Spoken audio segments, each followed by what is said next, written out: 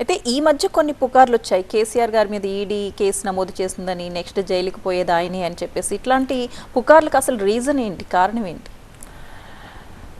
అంటే గత మనం ఒక 6 నెలల నుండి చూస్తూ ఉన్నాం, కాంగ్రెస్ పార్టీ తాను ఇచ్చినటువంటి హామీలు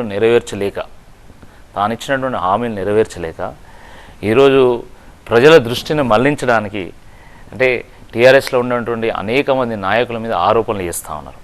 విచారణ కమిషన్లు ఏర్పాటు చేసి ఆ విచారణ కమిషన్ల ద్వారా ముందస్తు లీకులు ఇచ్చి మీడియాకి వాళ్ళని అరెస్ట్ చేస్తామనో లేకపోతే వాళ్ళు ఆల్రెడీ తప్పు చేసిందని చెప్పి ఈ రకమైనటువంటి వార్తలను సర్క్యులేట్ చేస్తూ ఉన్నారు.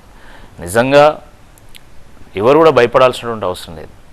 నిజంగా బీఆర్ఎస్ పార్టీలో ఉన్నటువంటి నాయకులు ఎవరు కూడా భయపడరు. ఎందుకంటే విచారణ కమిషన్ ఎదుర్కొంటారు, విచారణలో వాస్తవాలు ఏందో తేలుతాయి. అంటే మీరు ఇచ్చినటువంటి హామీలకు మీ దగ్గర సమాధానం లేదు కాబట్టి మీరు ఇష్టం వచ్చినట్టుగా ఆరోపణ చేస్తూ ఉన్నారు. ఈరోజు మీరు చెప్పినటువంటి జాబ్ క్యాలెండర్ ఏడవైంది.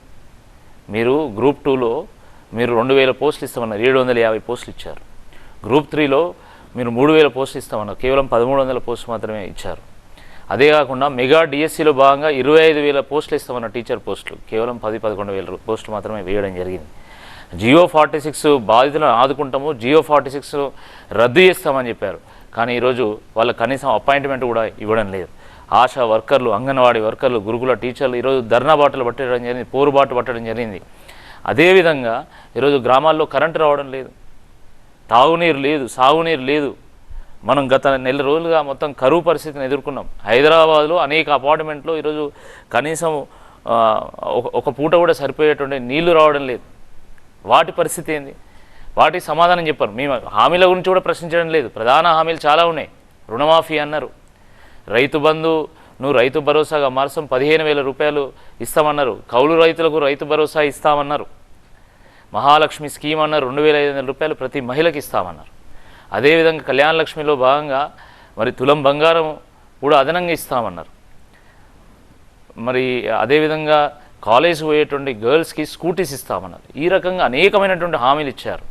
ఆ హామీల మీద ఎక్కడ బీఆర్ఎస్ పార్టీ ప్రశ్నిస్తుందో, ఎక్కడ బీఆర్ఎస్ పార్టీ ఉద్యమబాట పడుతుందో అనేటువంటి ఒక భయంతో ముందస్తుగా వీళ్ళు విచారణ కమిషన్లు వేయడము, వాటి ద్వారా లీకులు ఇప్పేయడము, అవి వార్తల్లో వచ్చేటట్టు చూడడము, తద్వారా ప్రజల్లో ఒక తప్పుడు సంకేతం వెళ్ళే విధంగా ప్రయత్నం చేస్తూ ఉన్నారు.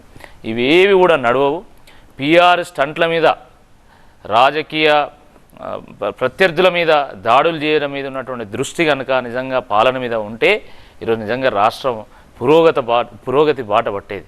మీరు చూడండి, రాష్ట్రంలో ఈరోజు రియల్ ఎస్టేట్ మొత్తం కుదేలైపోయింది.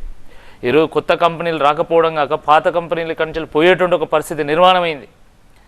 అసలు ఎకానమీలో మనీ సర్క్యులేట్ కావడం లేదు, గవర్నమెంట్కి ట్యాక్సెస్ రావడం లేదు, గవర్నమెంట్ ఎక్కడ కూడా క్యాపిటల్ ఎక్స్పెండిచర్ పెట్టేటువంటి పరిస్థితి లేదు. అప్పుల రాష్ట్రం అన్నారు, నిజంగా అప్పులు అయినాయి. కానీ మరి మీరు చేసింది ఏంది? మీరు కూడా 36,000 కోట్ల రూపాయలు అప్పులు చేసిన లేదా ఈ 6 నెలల్లో? కాబట్టి మీరు కొత్తగా సాధించింది ఏందని అడుగుతున్నాం. కాబట్టి వీటన్నిటికీ సమాధానం చెప్పేటువంటి ఒక పరిస్థితిలో ఈరోజు రాష్ట్ర ప్రభుత్వం లేదు. కాబట్టి ప్రత్యర్థుల మీద బురద ఎల్లాలి, ప్రత్యర్థుల మీద దాడి చేయాలి, ప్రత్యర్థుల మీద మరకలు వేయాలనేటువంటి ఒక దురాలోచనలో ఈరోజు ప్రభుత్వం ఉన్నట్టుగా కనబడుతుంది తప్ప ఎక్కడ కూడా నిజాయితీగా పరిపాలన చేయాలనేటువంటి ఒక ఆలోచన వాళ్ళకి లేదు. అసలు ఈ రాష్ట్రం మీద వాళ్ళకి విజనే లేదు. నిజంగా కాంగ్రెస్ పార్టీ మీద ఎంతో నమ్మకంతోనే, ఎన్నో ఆశలతోని, ఆకాంక్షలతోని ప్రజలు ఓట్లేసి, మార్పు ఎక్కడైనా సహజమండి. ఆ మార్పును ఎవరైనా కూడా స్వాగతించాల్సిందే. కానీ మీరు ఇచ్చినటువంటి హామీలు ఏంది? మీరు అన్నారు, ఏమన్నారు మీరు? మాది ప్రజాపాలన, మాది ప్రజల కేంద్రంగా పరిపాలన చేస్తాము, మాది ప్రజాభవన్ అన్నారు. మరి ఈరోజు జియో 46 బాధితులను మీరు ఎందుకు రానివ్వడం లేదు? ఎందుకు వారికి అపాయింట్మెంట్ ఇవ్వడం లేదు? వారి యొక్క సమస్యను ఎందుకు వినడం లేదు? వాళ్ళతో ఎందుకు చర్చలు జరపడం లేదు? వాళ్ళ యొక్క సమస్యకు ఎందుకు పరిష్కారం చూపడం లేదు?